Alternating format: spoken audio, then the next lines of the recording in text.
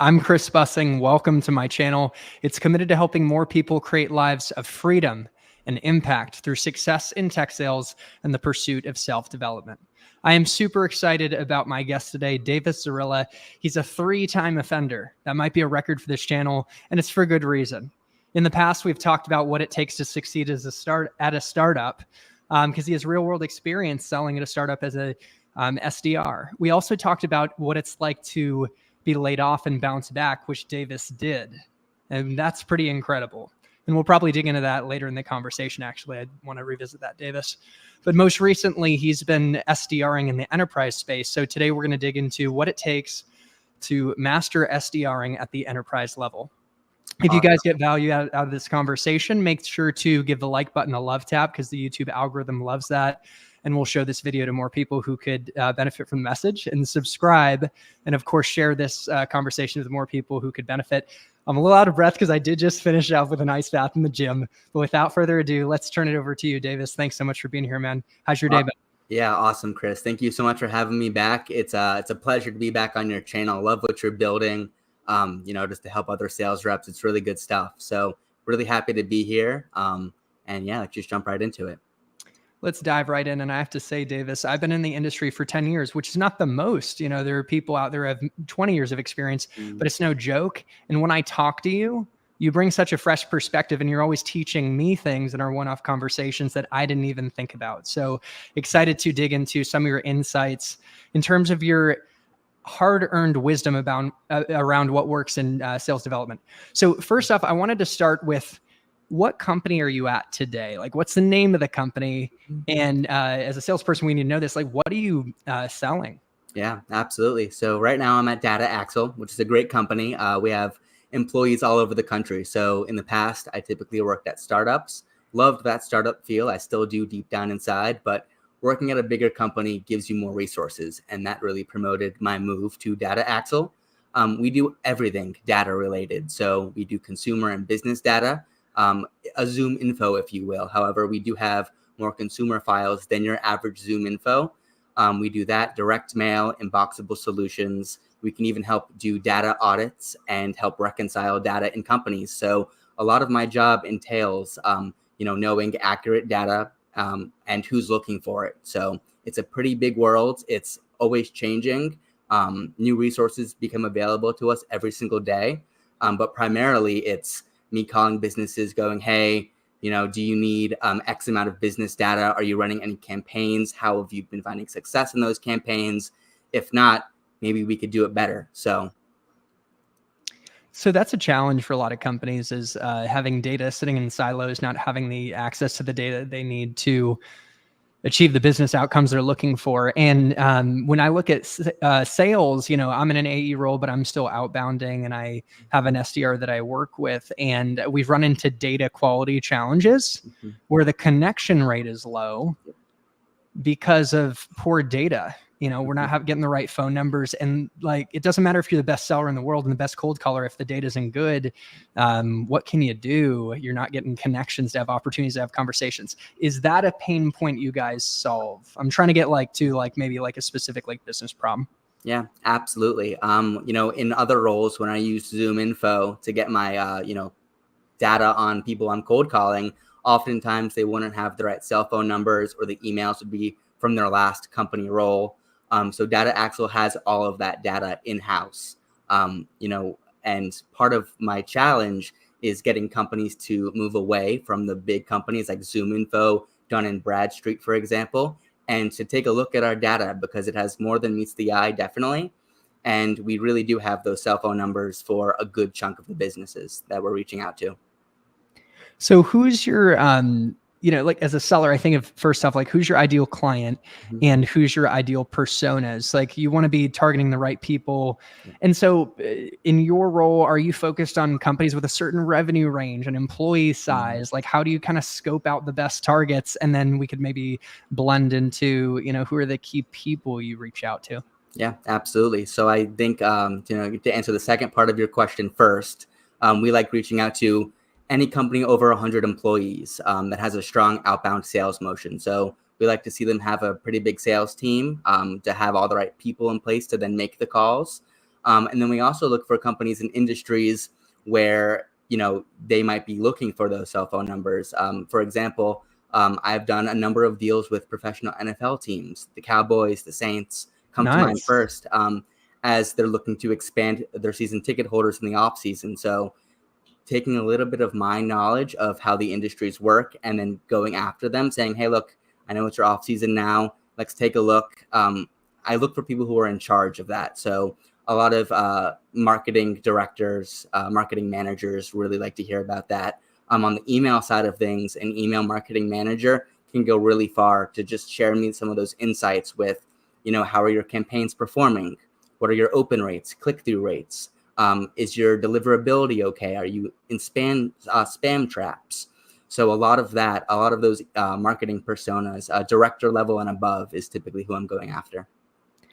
You revealed an insight that's so important as a seller is to be a trusted advisor to your clients. You brought, it seems like you bring like a value hypothesis to the table. It seems like you understand the industry. Like when you're dealing with the NFL, when their off season is. Because I was on the phone with a CTO today, and I'm at a stage in our relationship where he's become a mentor, and we text and we have a great relationship, which is awesome. Yeah. But he was venting about another seller that he's like, they're in healthcare. He's like, he doesn't get our business at all. And so it seems like that's something you pride yourself in, isn't it? Like understanding like the industry and the context of the businesses you're reaching out to. Absolutely. And I would say it's more than just trying to sell somebody a product or a solution or a service. Whenever you try to sell anybody anything, and I learned this in the book, The Challenger Sale by Jeb Clout, the zone of resistance. When people feel like they're being sold to, they immediately put up that barrier because no one likes being sold to, especially on a cold call, a cold email. So I really try to take the consultative approach and take a step back and really just address what their business needs. In my first couple of emails, I'm not doing anything but trying to show them pain points that we can help solve for. And I'm sure we'll get into that later.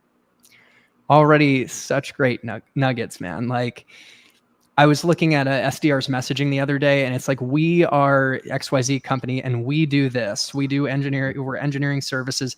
They don't care about that. It's like, what do you do for them? And that's what you're hitting on. And it sounds like that spills over into all your outbound, your emails, your cold calling. And I do want to get to emailing and cold calling and those things and run through some example messages and cadences. But I want to take a step back and look at, we considered that your company and what you guys sell and your ICP and personas. I wanted to understand your current role, right? My understanding is you're an SDR, right? And you're very season one, about to be on your way to AE. But I'd like to know, like, what are the KPIs? What's the org structure? Are you reporting to a bunch of AEs? I'm interested to know the dynamics of your role.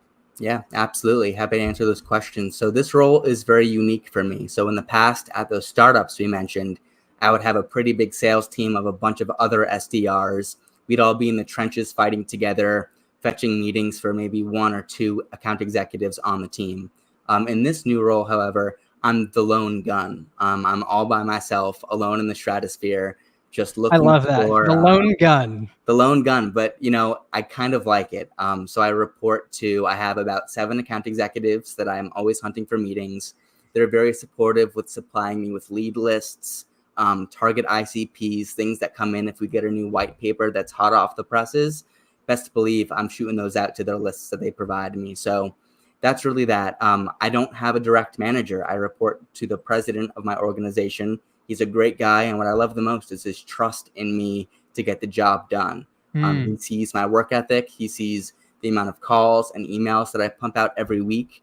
And it's for the first time in my life, I don't really have a helicopter boss, which is monitoring every single thing that I do. It's really hands off.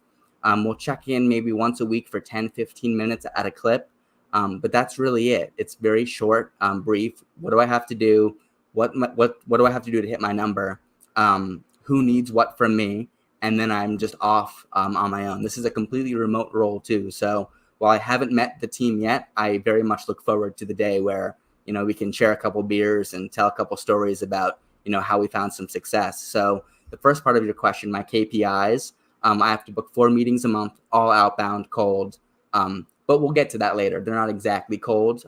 Some of them are, but I have website intent and demand base and other tools like that definitely help me bridge the gap between the cold and the lukewarm type of leads. But I don't have any required amount of emails to send a week. I don't have a requirement of calls I have to make a week. I just have to hit my number. And it's a lot easier focusing on just hitting my number than focusing on hitting every single other metric in between. So you're in a culture where it's not a sweatshop all about the activity, although we do know activity leads to success, but you have a leader that empowers you to figure out how to hit your numbers and trusts and believes in you that you can do it. So that must be a breath of fresh air, isn't it, when you have a leader like that? Yes, 100%. It allows me to just laser focus on finding meetings and not really get caught up in the weeds, like I've seen happen in the past to some other sales reps. So as you were navigating your opportunities and interviewing and you found this one, did you, in the interviews, I'm sure you were vetting them out to see if they're the right fit for you. And did you meet, I forget if you said the president, did it click like, oh, this is the type of leader I'm going to want to work for? Like, what was your thinking as you were like evaluating them? Did you know it was going to be this good? I actually did not, but I did apply to so many roles. I had countless interviews in my process of just looking for a right fit. I knew my next role was somewhere where I wanted to really hang my hat and be there for the long run and get that promotion to AE, which I've wanted my whole sales career. As organizations change, when I was first hired by this company, I had a different manager, a whole different team actually too, but they've since moved on to other roles in the organization. And when the whole shift was happening, I guess my current boss saw my numbers and said, I want him for my team. Let's pick him up. And since then, it's been really great sailing. I feel like I have a very strong relationship with him where I can tell him, this is what's holding me back this week. This is what I need from you. This is what I need from you to tell the team on behalf of me. And when we do have those all hands calls with all of the account executives, I am very comfortable advocating for myself from what I need from them to hit my number. Okay. And I want to talk about the dynamics of SDR AE relationships and how to build good relationships, and also in a setting where you have a bunch of AEs. And I actually, when I was at Oracle, I had about 7 or 8 myself. So I relate to you in some ways there. But just to round out the topic of how do you decide on your next move, I think it's important. And so I just wanted to re-summarize the core reasons why you chose this opportunity, having come from a startup. Obviously, this is more of an enterprise company. You have good leadership, but just one more time summarizing the key reasons why you saw this as the place for you. Yeah. Established product, excellent marketing, a high demand for clean and accurate data as other companies try to expand their sales team into new territories. I think those would be the top 3 of why, because at a startup, you don't really have the best marketing just because of budgetary reasons, nothing against the products, but it's just how the startup feel is. And I wanted something that was well established. We've been around for over 50 years in the industry. I acquired a number of companies just to get us to where we are and to get us the data that we currently have.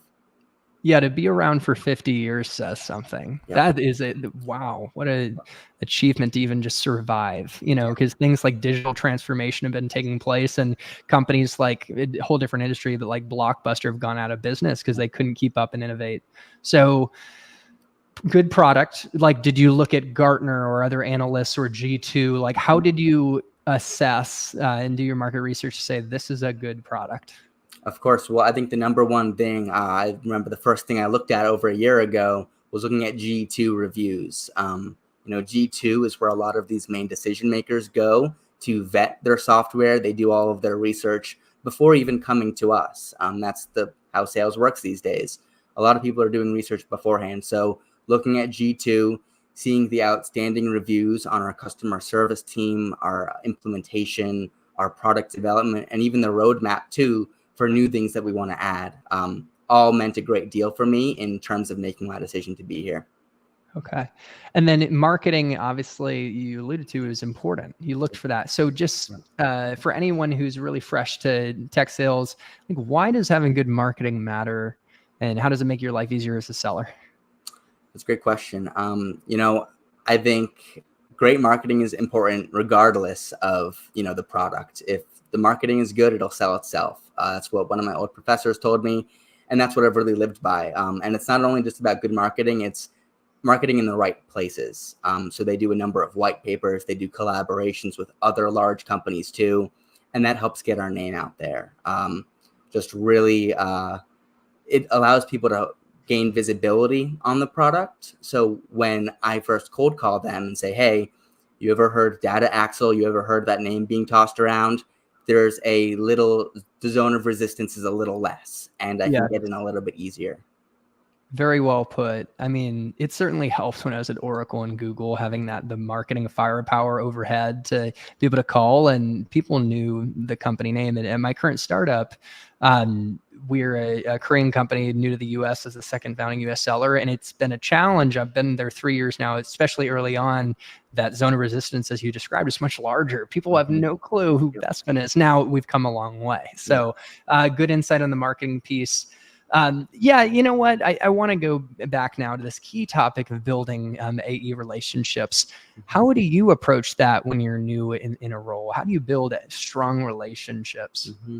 It's a great question. I think when you first start out in any either startup or enterprise sales worlds, within your first week or two, set up time on all of their calendars, take the initiative, send them a message. Hey, I'm new on the team. I would love to get a chance to meet you, talk about your processes, what works, what doesn't work, and do that right from the jump. So just to get a better understanding of what they're doing to find success, because they want to help you too. When you get paid, they get paid. It's a win-win situation. So really just trying to understand what they're doing that's working for them, and then trying to copy it as much as possible, but with your own personal touch too. I think that's very important and sometimes overlooked. But people don't want to, make something their own, but it always has to have a little flair of Chris at the end of it, Yeah, it needs that Davis special sauce for sure. And I can't help it, man. I've always seen cold emailing as like an art form. I always liked writing. And I struggle with like giving up control to ChatGPT. And I don't know if giving up control is the right way to frame it, but you know what I'm saying? Like let it spit something out and then I can add my Chris sauce on top. But I'll tell you, I like where your head's at, like making it your own and taking pride in that. And you mentioned something earlier that I wanted to double click on, being able to communicate with AEs to help them understand what you need. I'm pretty sure you said something like that. And so what, can you expand on that? Yeah, I mean, they've been in the industry for a long time. A lot of my team has been here at the company for the last 20, 25 years. So they really know what is going to work this year or what's going to help them get their number. So really just trying to dive into that, asking them, what messaging do you like, verbiage, even just industry lingo. They've been here for so long. They know exactly what those other industry leaders are talking about and what's top of mind for them. So when you were new in this role, other than, building some good relationships with your AEs, and I'm assuming your manager too, right? What are the things that you did to hit the ground running and ramp up as quickly as possible? Tried to learn as much as I possibly can. So, I mean, I'm sure other companies have tools like Okta, not Okta, I'm sorry, but they have tools like HighSpot where you can go in and look at playbooks. And that's pretty much what I did. We sell so many solutions. There's so many things that we can do. So I knew when I started, it would be tough for me to try to eat the whole cake at once. So I started taking slices out of it. Okay, what can I understand? What can I turn around quickly? So I started with Inboxable. It's one of our email marketing tools that helps check deliverability, spam traps, and so on. First slice of the pie, master Inboxable, move on to acquisition email, then some of our business and consumer data. So by breaking it up into little chunks and allowing myself to have the time to master them at a time as I went, what worked for me. If I tried to do it all at once, it was going to be too much. But I knew to break it down, take smaller bites, and to just slow myself down because I'm a very energetic, high energy person. I really am. And you know that, Chris. Yeah, we're like just so similar, similar, and we're on similar paths for sure. You're future speaker in the making, and you're already doing it in these conversations. So cut from a similar cloth, man, but go ahead.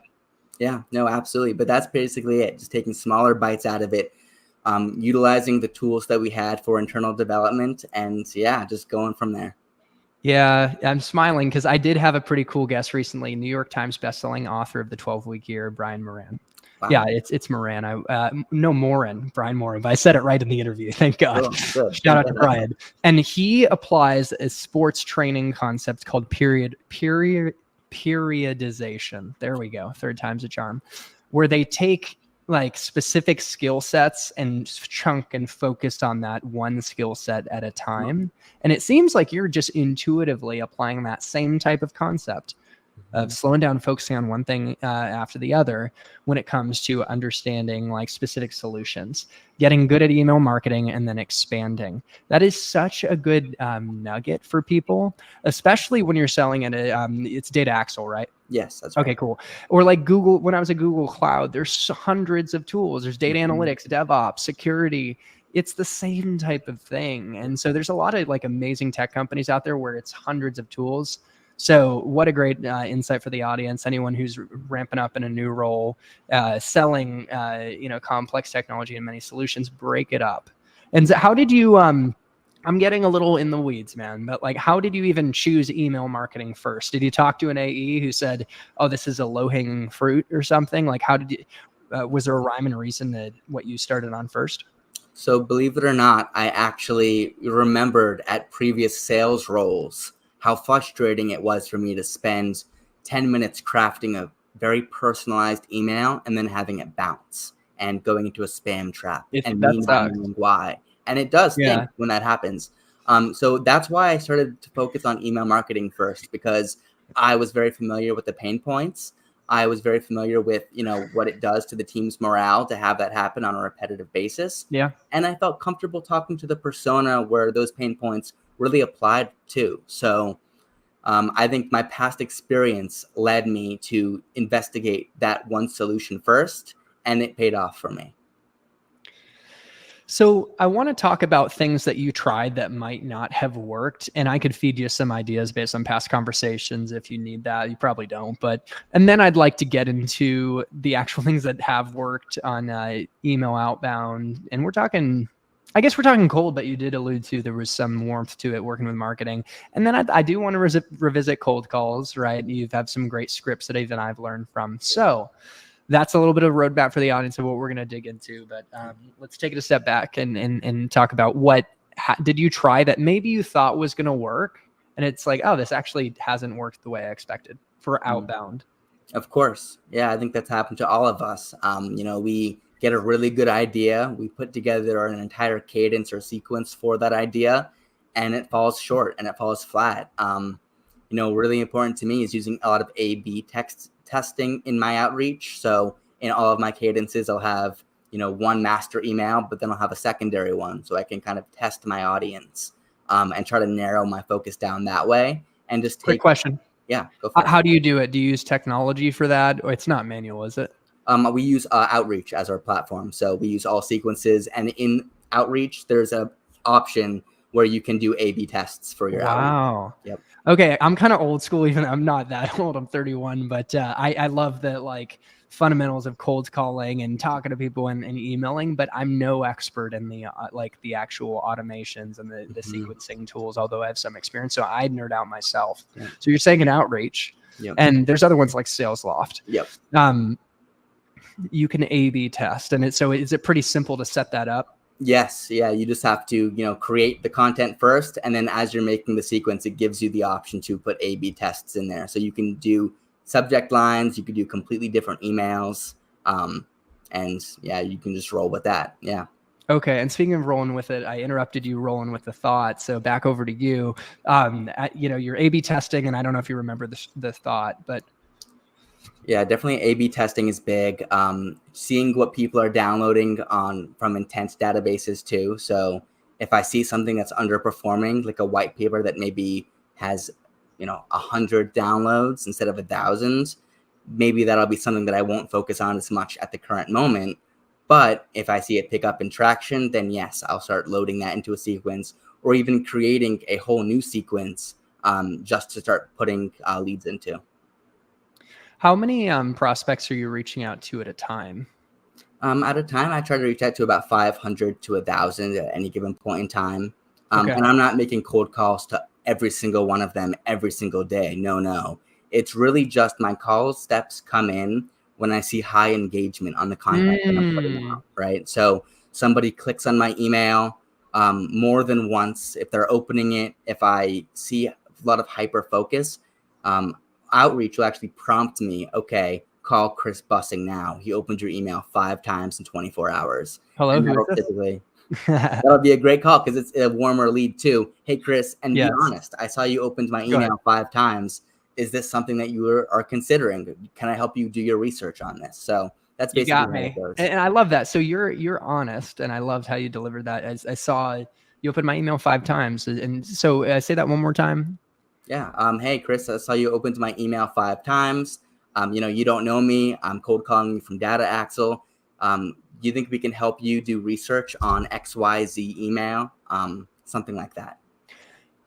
Interesting. Like, how do you get my number? Right. Classic objection. How might you handle that? I'm putting you on the spot. Yeah, no, you're good. How do I get your number? It's the internet, Chris. Everything's on the internet these days.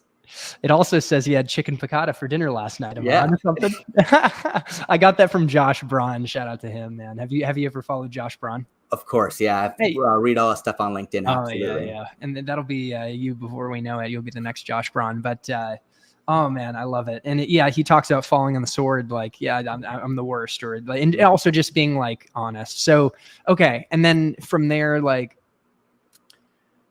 do you find, like, realistically, most people after you deliver that line give an objection like I did? How do you get my number? How did you get my number? Or do they usually be like, yeah, you know what, I wasn't? Like, what's the percentage of people that actually do respond positively based on your real world data? Well, I wish I could say it was, all positive responses. I would say about 30% of them immediately put up that zone of resistance. How'd you get my number? But just being honest and apologizing too. Not enough salespeople apologize. Like, Chris, I'm so sorry to be cold calling you. I'm sure you probably get 1 million of these a day. Break that. You want to say what they're thinking in their head to help diffuse the situation. Yeah. I know you didn't wake up in the morning hoping you'd get a cold call, or like, I know you didn't ask me to call you. Yeah. And so I love nerding out on the lines. It's obviously not about the perfect line, but the energy that you're bringing to the table, your authenticity, being apologetic, putting them in control. And you said 30%. Well, that's a Hall of Fame batting average, isn't it? Yeah. That's the beauty of sales, right? You could fail way more than you succeed and be a huge success. So, okay. And so, but when it's positive, what might someone say? Would I be like, yeah, we are looking into that? Mm-hmm. Like, and then how would you, is that what someone might say? And then how would you carry the conversation forward with obviously the goal of setting a meeting? Yeah. Someone might say something along the lines of, oh yes, this email did pique my attention. And I always throw out the subject line too. So Chris, the email with the subject line, supercharge your marketing. The subject line will kind of jog some memory, but I also like to call the second I see them open it, I'm dialing. So they really have no time to process what's going on. So I'm very quick with that, but it might go something along the lines of, oh yes, this did pique my interest. And then I'll ask them, so are you doing research? Is this a need for you guys right now? Is this something that your company is looking to implement within the next year? Just some basic qualifying questions too, because so what, they clicked your email. They're not going to be interested 100% of the time just because they're clicking. And there's a couple other reasons why they could be clicking too. Like, I like to dangle a carrot. So take a meeting with me, get a $25 gift card. A lot of people just click around to see what the gift card options are. Yeah. I have run into that too. But just asking, like, I saw you clicked my email. Is this something your company is currently looking at to implement this year? If not, are you doing research? When would that implementation be? Along those lines, just to kind of peel back the onion and dig some layers. You're right. It's not guaranteed just because they click that they're interested. I was in the grocery store and I saw a cute girl. I smiled at her. She smiled back, walked by her again. I thought she was interested. I actually talked to her. She had a boyfriend. So it didn't mean she was interested. She clicked, quote unquote. Yep. But anyways, so it's funny, the parallels between sales and dating. I can't help it as a single guy, but we do have a celebrity guest here, David Zarilla. And he said, do they feel like that is a little creepy spying on them? And I will say, I joke that I'm a professional stalker. Isn't that our job, to go on LinkedIn and things, et cetera? But what's your take? I do get that a lot too. And that's a great question, but we live in the year 2024. Everything is tracked. We have metrics for everything now. A lot of these people who are working in tech understand that we have these tools that can Yeah. monitor their clicks and their activity. So believe it or not, I don't really get the stalker comments as much as, I had in my past roles. Yeah, and it's like I kind of turn it into a joke and take a little pride in it. Yeah, I'm a professional stalker, but like I really want to help. I did specific research on your business, and we help companies like you. And I think, yeah, being apologetic to your point is important. There have been times, like I remember a cold call I had at Google Cloud where I was kind of arrogant and I was like annoyed that they were annoyed with me. And so that's not necessarily the best, solution. But I was talking with the Kayla Hodgen, shout out to her. She's someone that I met through LinkedIn, and like yourself is just like a rising star in this space. And she almost sometimes will say like, hey, maybe we're not a fit, and pull back. And she's willing to just let it go and not be attached to the sale or the meeting. And then they tend to like move back towards her. So don't you think there's something to like also just like not getting too attached to any one call and realizing like there's a lot of fish in the sea? Yep. And I have had that before with one of my email marketing tools. I was reaching out to some prospect. He had booked time with me. The meeting was set, but he had cold feet. Last minute, canceled the call. Sent him an email right back, said, hey, look, maybe this isn't a specific fit for you, this one solution, but we have another solution. And after looking at your job title and your role, this might be a better solution for more what you're looking for. And he clicked on it, loved it, booked time with us. And that was with the New Orleans Saints. So wow, have to, keep baiting the fish, keep baiting the hook. And if one of the solutions doesn't offer them, it's no skin off my back. It is A-okay. But what's the least that can happen? Check this out. This is, it could be a better fit regardless what the product is, but you just have to keep moving forward and not dwell and get bogged down by those details. Hey man, we've already gotten such nuggets like that is reminding me of like what it takes to succeed when you outbound, because I'm still doing it as an AE, and I think like the best AEs and even like founders of companies they're not afraid to pick up the phone and make things happen. So we got some, we've had a great live turnout, by the way. Thank you for it to everyone who's shown up, and like Davis, you draw a crowd, you really do. So, but Des, shout out to Des. She says, I like that gift card tip, and I do too. So like, let's revisit that real quick, because we were talking one off and you're like, this actually does work. And I believe in it too. Like it's like give and get in a way, just the law of reciprocity. But I want to hear your perspective. Why does this work? And how do you actually, like, say for an SDR, their company that want to champion this with their AEs or their marketing team? How do you put it together? I love it. It really is a great tool that we use. We use Tango to help shout out Tango. But we use them to help facilitate some of those gift card transactions. But it's important that when you're using the gift card, you have to go after the top of the food chain. So this isn't going to go to an email marketing manager, or it's not going to go to a specialist. No, this is going to the director of marketing, or it's going to the chief marketing officer. So if you're going to be giving away these gift cards, have very qualified people to take the meetings with you, because from a lot of AEs too, they don't want to sit in a call with someone who's not as qualified to be making the decision. So if you're giving these gift cards away, go after the right people and really just push that pain point of how you help them solve it. An example of that is, hey Chris, email deliverability is a big issue right now. Google and Microsoft implemented new changes to their deliverability rules in February of this year. What's your company looking to do about that? If you're interested to learn more, book time with me and earn a $50 gift card of your choice. Wow. Focus on that pain point. Look what's new in the news. If there's anything that's going to affect them directly, they're going to take that meeting just to get the gift card, but then really get some actionable pieces of information to take back with them to their team. Yeah, it's like, what if they didn't even think about that? And they're like, oh, wow, like you're going to make them look like a hero, that person. Like if they can go to their boss or whatever, their organization, hey, I figured out this issue we need to get ahead of. And so you're offering an insight, and that's like really valuable, but you're also throwing in a gift card on top as gravy. So that's like a double whammy. I don't know, like that. I would definitely take that meeting. It was also very succinct and to the point. Now, do you typically find that emails of a certain length or format are best? Like Because I imagine customers don't want to receive like or see it like Moby Dick. It might immediately turn away, even if it's so valuable. Yep. No, I agree. Oftentimes, what I'll do is I'll have ChatGPT write, the base of what my idea is. But then when I'm finished inputting my own material, I'll say, okay, ChatGPT, write this in the style of fifth grade. The less adjectives, the better for some of these emails. People are skimming them while they're walking to the car, while they're in the grocery store. They're just skimming the emails. So as few adjectives, the better. You don't want somebody thinking that it's a very complex email solution. I heard once that what makes you a genius, what makes you a really smart person, is the ability to explain very complicated things in a simple form. And that's what I try to emulate in my emails. Yes, that's executive level communication. And it's something I'm always working on, man. But it shows you've mastered the concepts when you can distill it very simply.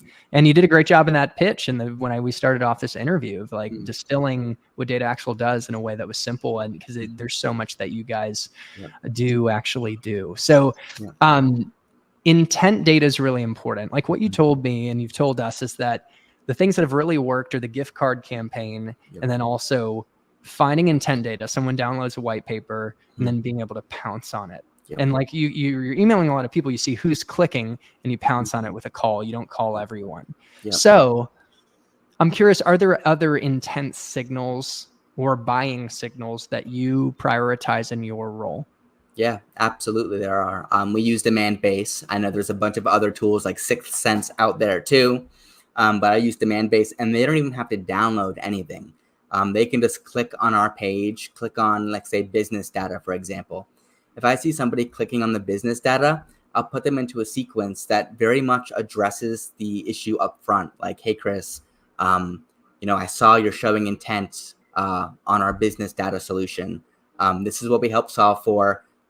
Here's a case study on what this looks like for other industries, and just capitalizing on that. They don't even have to download a white paper for me to say, okay, this person clicked a couple times in the last week.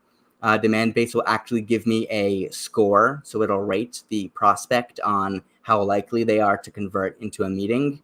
And I'll filter every single day I'm on there, filtering by who's the highest qualified to take a meeting. And oftentimes that's where I'll find my meetings from, just pulling them directly from that into my cadence.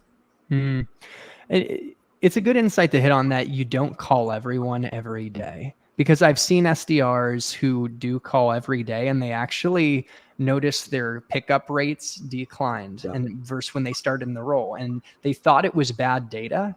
They were being blocked as spam.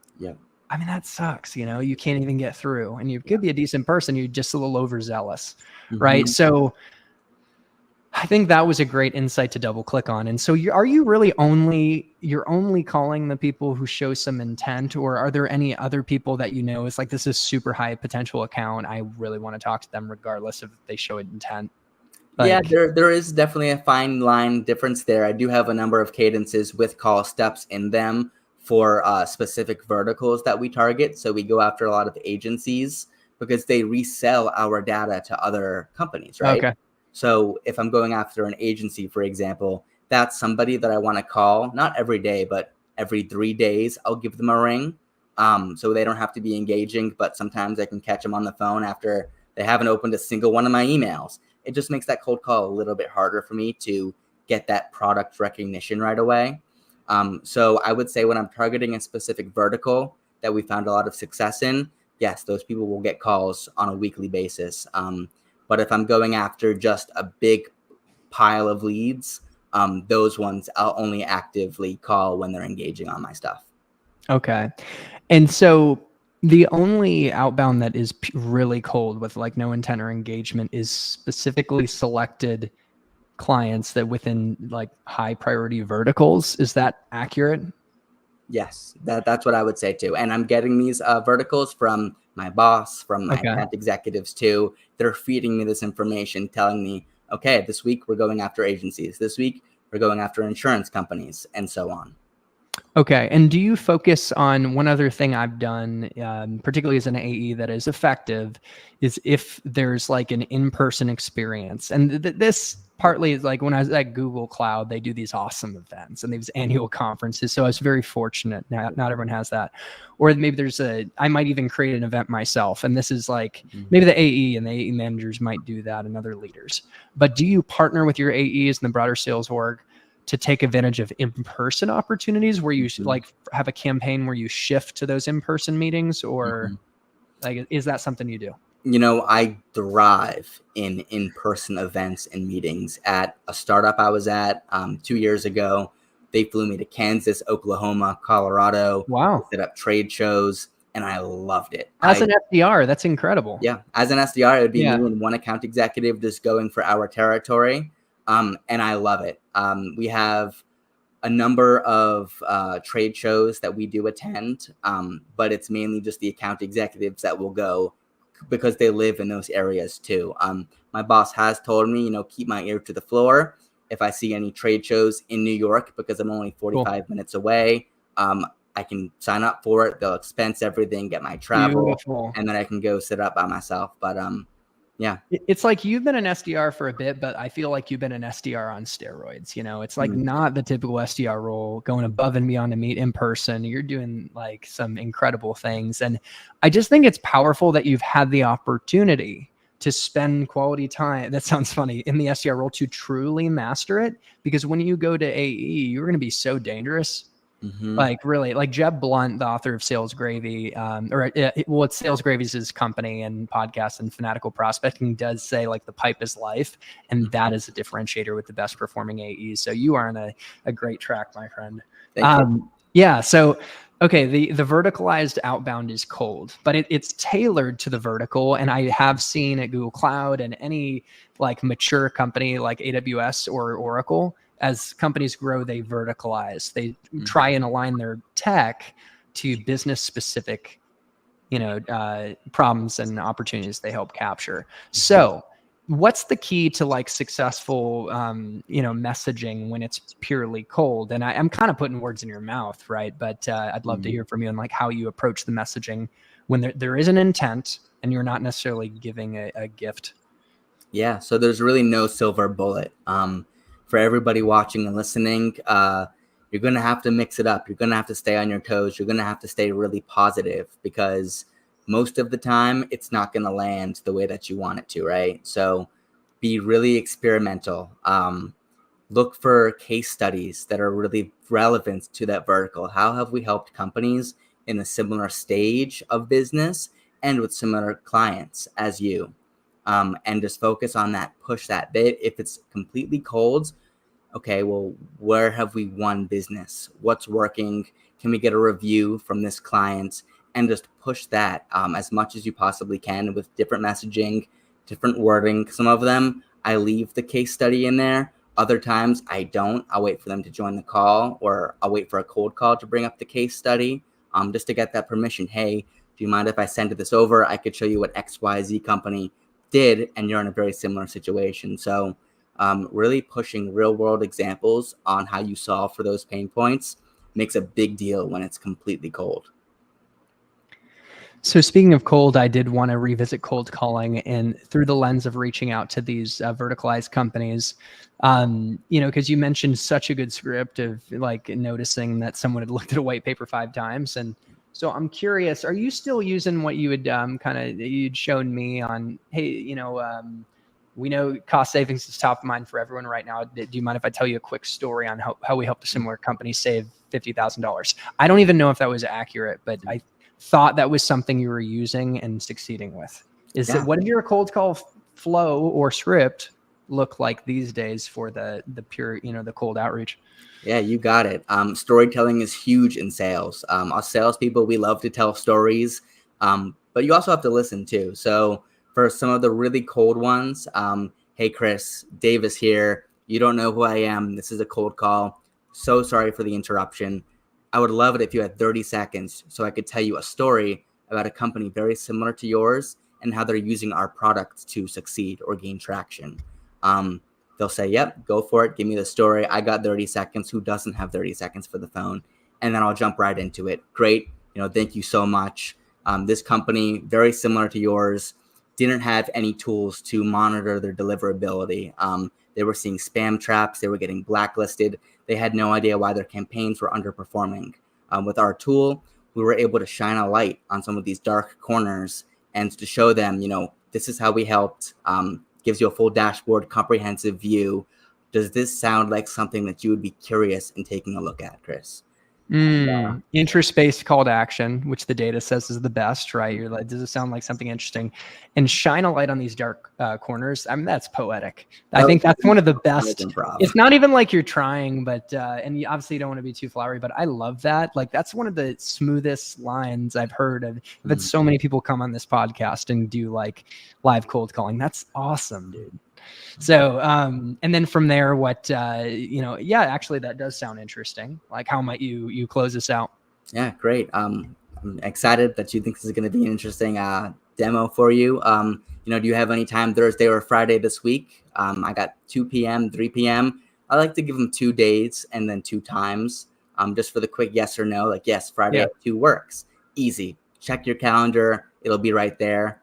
If they have resistance to that, okay, what about next week? You got anything on Wednesday for me? Just phrasing it like that, very casual. When I first was in sales, I was very eager. I would get very excited when they would say yes. And oftentimes it would put that zone of resistance back up. They call it commission breath. You don't want to have commission breath. So just asking very frankly, does this day and time work for you? No? Okay. Does this day and time work for you? Oh, you can't think of anything right now? Great. I'll send you over an email with 4 or 5 times next week. You can let me know what you think and we'll get it scheduled. Really good. I like that example of if you really can't get them to give you a time, send an email, start the thread. Yeah. And you made a lot of progress either way of making things warm. So thanks for walking us through the actual choreography of setting the meeting. Happy to. Yeah. And I like that you gave us a couple options, a couple days, a couple times on each day. You got the nose for the close, my friend. So let's see. Time flies when you're having fun. I'm loving this conversation. I know the audience is too. Thank you guys for showing up. And if you get value out of this conversation, share it with more people who could benefit from the message. How do you organize your time? I realize that's important as an SDR. Like, it's one of the hardest jobs out there, and sales in general is, but particularly the SDR role. And there's a lot you could be doing. We talked about focus, but even just like keeping up with follow-ups and everything, like what mechanisms do you have in place to stay organized? Great question. And it's difficult for me too, because I'm completely remote, 100%, no office to go to. And when I had those roles where I would be in office, I'm grateful for that, because that's how I learned how to time block and really manage my time as effectively as possible, right? So I would say every morning at around 8 to 9 o'clock, I check my inbox. I make sure I haven't had any inbound emails come in for me. I block off my calendar. Every day I block off maybe 4 or 5 hours just so I don't get interrupted while I'm doing stuff. So start the morning checking my inbox.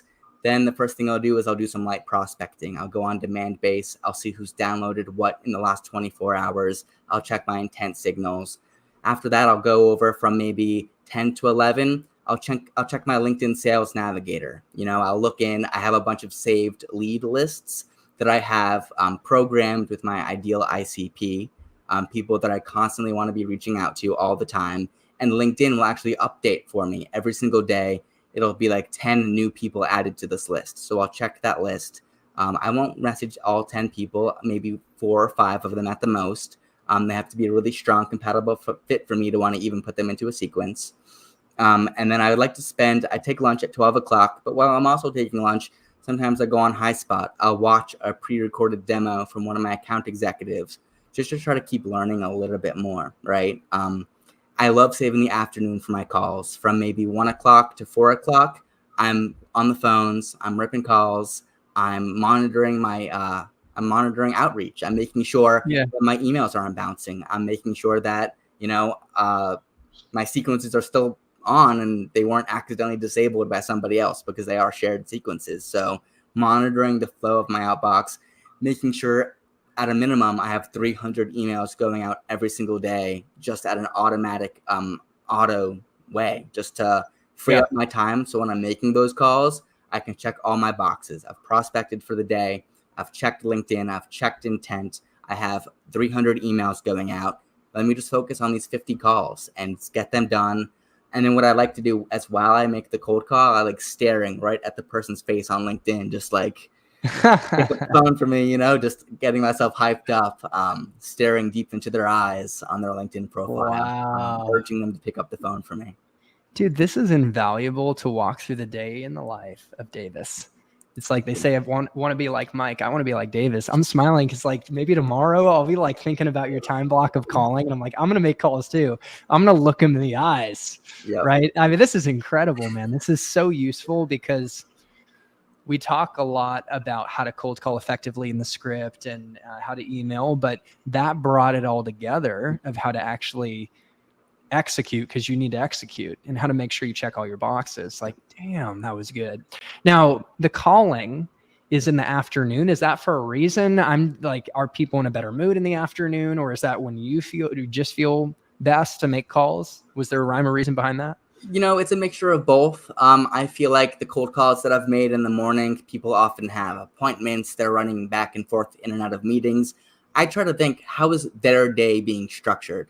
If you're a marketing director, when do you have most of your internal calls? When's that's going to be taking up a majority of their time? Even my own marketing director is in calls all day, every single day.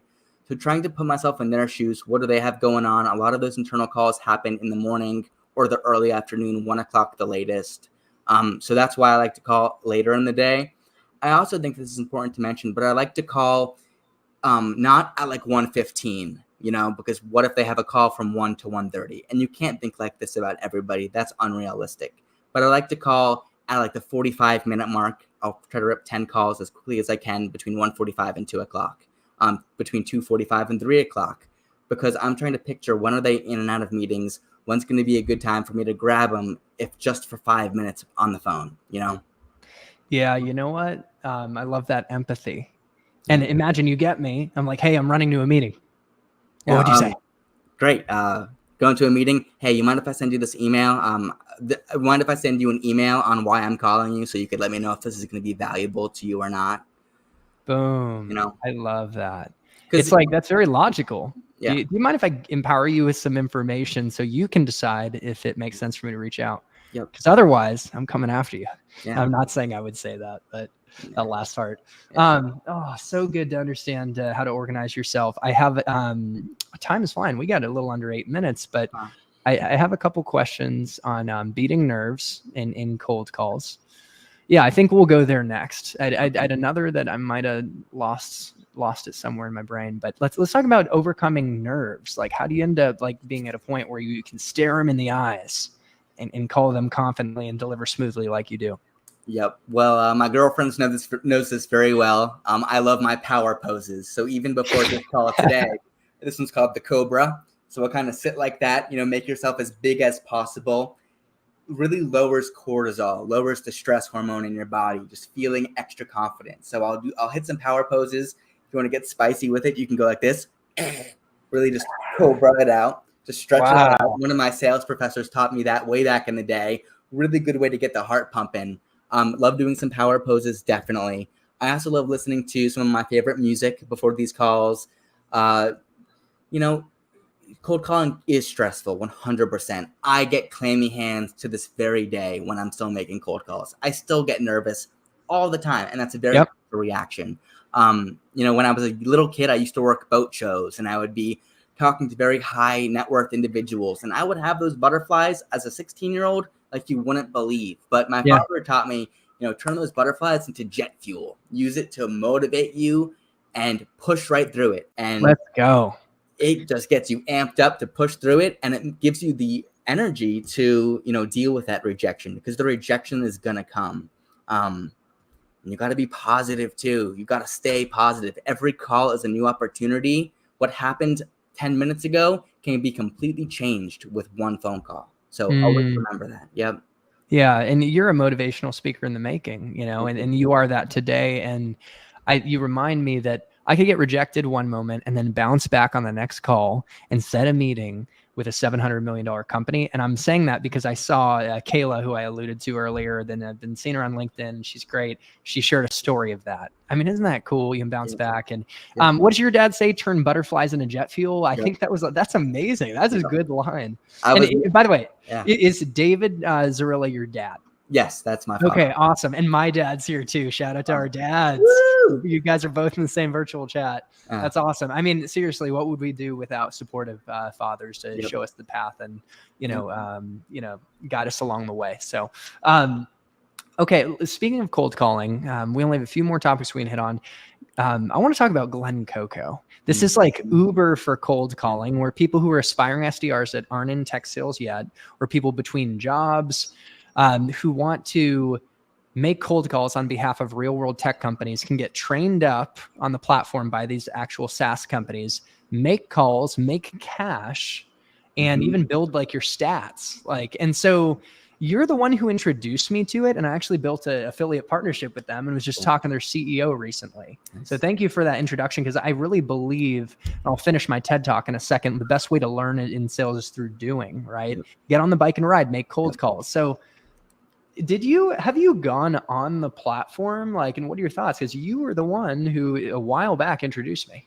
Yeah, I've seen the platform, and I just think this is a great idea too, because what a better way to practice cold calling with very little stakes. The stakes are very low. You don't work there. If it doesn't go your well, if you don't like the product, even, you can find another one, because they do have so many different product offerings. The site is incredibly intuitive. I do love that auto dialer. So it'll automatically call 20 people at once. Whoever picks up, that's who you're getting on the line. So you have to spend very little time going through one contact or another. The dashboard is very intuitive. It'll tell you as you're making calls, pain points that you solve for. Everything is on one screen. So I think it's brilliant. And I really do think it has high potential to be the Uber of SaaS technology.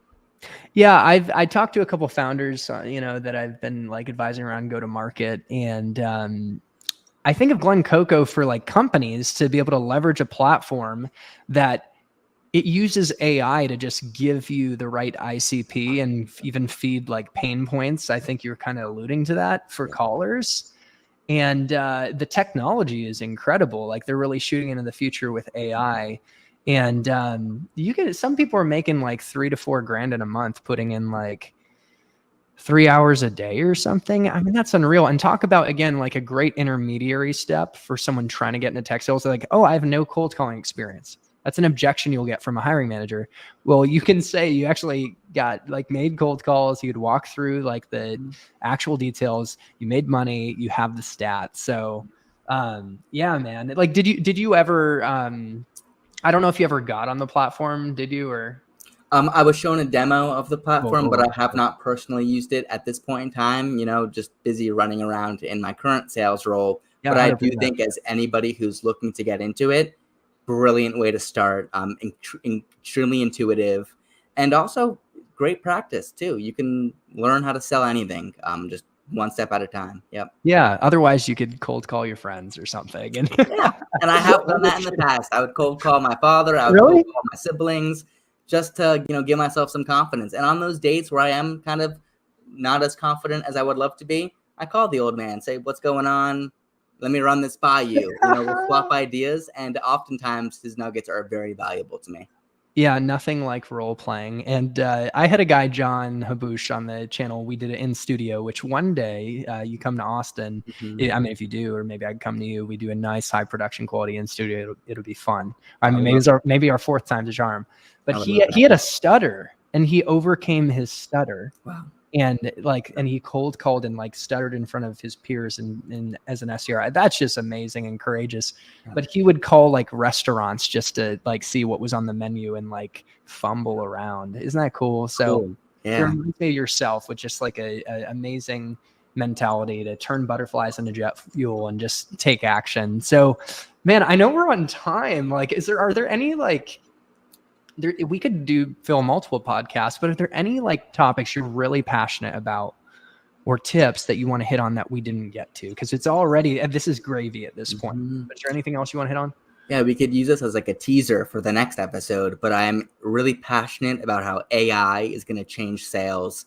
I wish we had more time to touch on that today, but AI is changing and it has the potential to take our jobs, but not if we use it to our advantage. So training it on certain things, and you or I, we could train AI. It's very easy to train it Yeah. yourself.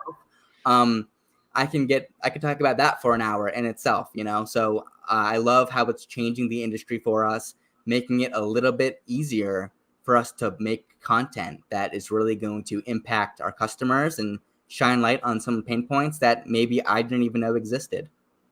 So I have two more quick questions as we wrap up, and then I welcome anyone to connect with Davis on LinkedIn, follow him, reach out. I mean, incredible guy and heading to great places. So what's like one actionable nugget, like next conversation we'll get in AI, like of a way someone could use AI. And I don't know if you use ChatGPT or other technology to like get a little win in their day-to-day, sales role. A little win. I love having it redo my cold calling scripts because those are changing all the time. So I'll type into ChatGPT. The new 4.0 is brilliant. It actually understands it can comprehend what I'm telling it to do. Yeah. I will just scramble that around, ask it to, write this in different tones, different styles, and then I'll take those into the trenches with me because it can get repetitive.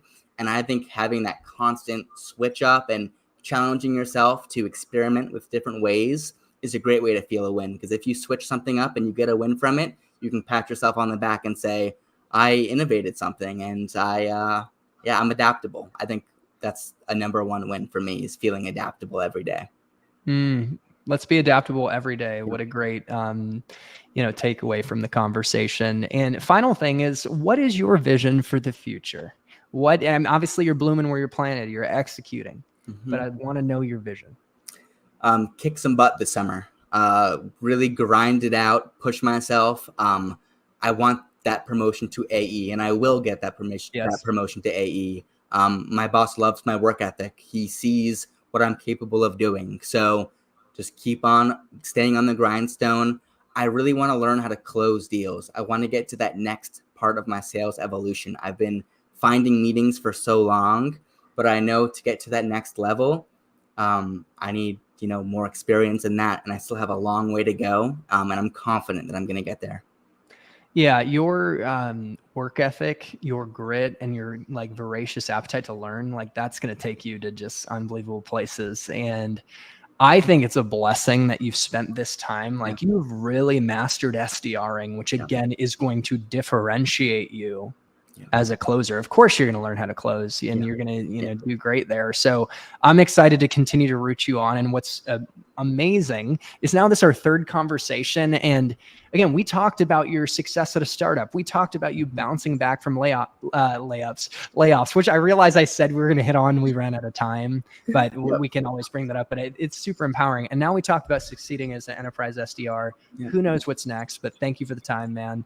Again, I encourage everyone to get connected with Davis on LinkedIn and me too. But any other final thoughts, and then we will tie a bow on this amazing conversation. Chris, no final thoughts from me. Love when you have me on the podcast. I can almost feel my growth from every one episode to the next. We do these every 6 to 8 months.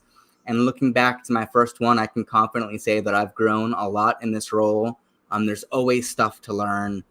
Take advice from people, take criticism positively, and stay positive. Number one, most important thing is stay positive, be optimistic to a fault. That is literally the most productive mentality you can take on in life. So cheers to us all, staying positive, learning, and running through walls to make things happen. It's going to be an amazing summer. Davis, thank you so much. And thank you to the folks who've shown up live here. Again, you draw a great crowd. We have 12 people live through the end of this conversation. And thank you to the people who check this out as this floats out in the YouTube evergreen sea. To your success in tech sales and in life, happy selling and happy living. And we'll see you in the next one. All right, y'all.